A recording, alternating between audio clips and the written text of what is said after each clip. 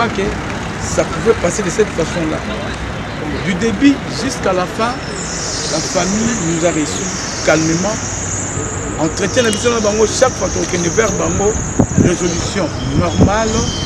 Donc, accrochage, ça va quitter. Et jusqu'à ce que l'élo, il y a toujours le mot awa, toujours que le Diana, on n'avait pas de problème avec la famille, on n'avait pas de problème avec les artistes. Donc, c'est que ça engage la famille biologique. Il y a Diana. Nous, les artistes, sauf que tu n'as problème, nous sommes l'élo. Et sauf que l'élo, il y a bon, ok. Lobby après lobby au Kuna, nous commençons au moins à s'organiser de l'autre manière. Il y a des gens qui passent à 40 jours, il y a Batou qui passent à 40 jours, il y a Moutou, pour les lignes de Renault qui ont oublié, personnel, c'est fini, la vie continue. Mais quant à la famille biologique, je crois que la famille peut au moins après, pour qu'on ait là les lots, pour voir dans mon temps, pour que la catégorie pour moi, réconciliation Vanda. Peut-être dès qu'ils auront préparé leurs 40 jours, on fait la vie sur appel, nous ne manquerons jamais de faire part. Il y a les artistes dans le monde entier, chers collègues, ça c'est notre métier. C'est nous-mêmes pour valoriser le métier de Nabiso, ce que Zabiso mon côté. Vraiment, tout le monde, Bobaza Libanda, plus Bobaza Libanda, nous ici, on s'est déjà réconciliés pour savoir au moins quoi dire. Mais pour vous les autres, vous avez des cœurs Nabiso. Évitez au moins à Yoka Yoka. Sur Yoki, par ici, par là. Non, là, ce sont des histoires qui se passent là. Nous ne sommes pas comme ça. Vous doit assurer Bino que plus jamais, vous n'aurez pas de petites histoires là entre nous les artistes et comédiens. On s'est déjà focalisé pour l'objectif et le Komoko. Prochainement, vous serez informés.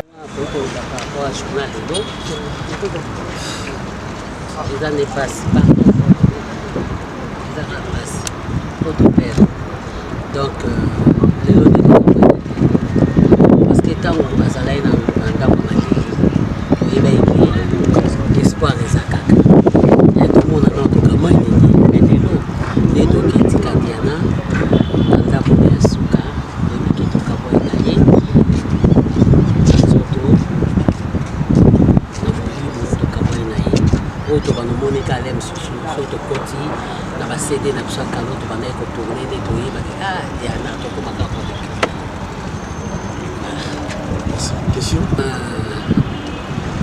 na conseil na biso auto tikali to yeba ka ndenge ni to ko tambola pour même na kata famille so bo perdre mutu conscience na biso bato to tikali na mokili to vanda ka pona kolobaki biso peto ebaneni to kotambola neni to kozala donc ezala ka po jour liwa eyaka eyebaka te nzambe nde moto ayebaka yango babito milengele na labo po toyebi ngunga te mpe toyebi mokolo te voilà po nakoloba kaka basenga nzambe kimia po kimia oyo moto ya mokili opesa bango eza nango na litomba te po mutu mosusu ya mokili akocola ye apesi yo kimia apesi yo conseil make mopanzi acoli mais kimia oyo nzambe apesaka nzambe acolaka te donc bazalaka motema monene bayebaka kobatela bana ya Diana po baotikali so omona mama ya bango te bango nde batikali baparent ya bana Diana babokola bana wana malamu na biso mpe bakolege oyo totikali tolekanaka atuloma toyebi kezalaka pasi so tosokufeli mpo tobandolekana lisu na famille wana ekomaka pasi mais tolemba te mpo azalaki moko lokola biso vraiment bana bayanomiki. Ok, merci. Pasi makasi à tel point que tiki biso atana maloba eza pasi bon leçon na kopesa même la Bible dit toluka kimia na bato nyonso toluka vraiment kimia parce que on ne sait jamais lelo tomonani lobi toyebi te eza toranani toluka kimia ata soki moto asalaki yo mabe yo mikitisaka soki mikitisi esa et perdre nango eloko te par rapport ça va te rendre plus fort parce que yo ndo comprendre que il faut mikitisa ona luka kimia sengi na bande na to luka kimia kaka soza kamna mutu luka ebobonisa ko rachetons le temps car les jours sont mauvais. C'est vrai que les autres ont déjà cette leçon pour les passer sur bon, j'ai dit à la famille courage.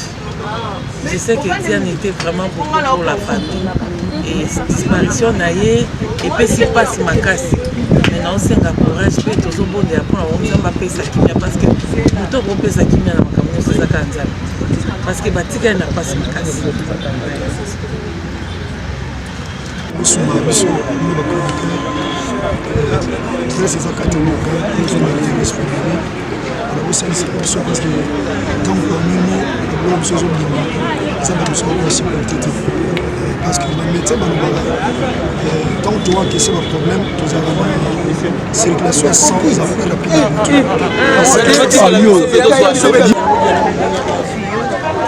et je suis convaincu qu'il y en a aussi dans le Seigneur.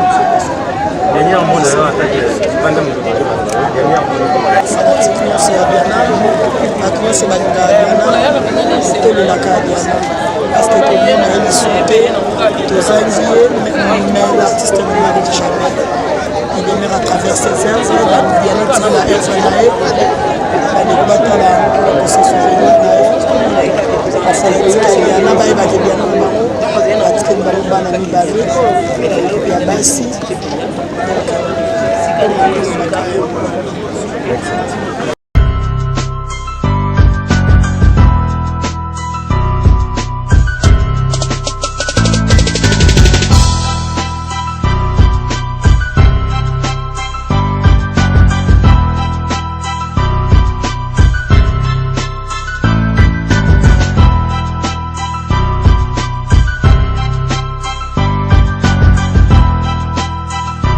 en tant qu'artiste makila mutu nyonso oyo akoki kokufa epesaka mawa mingi et comme azali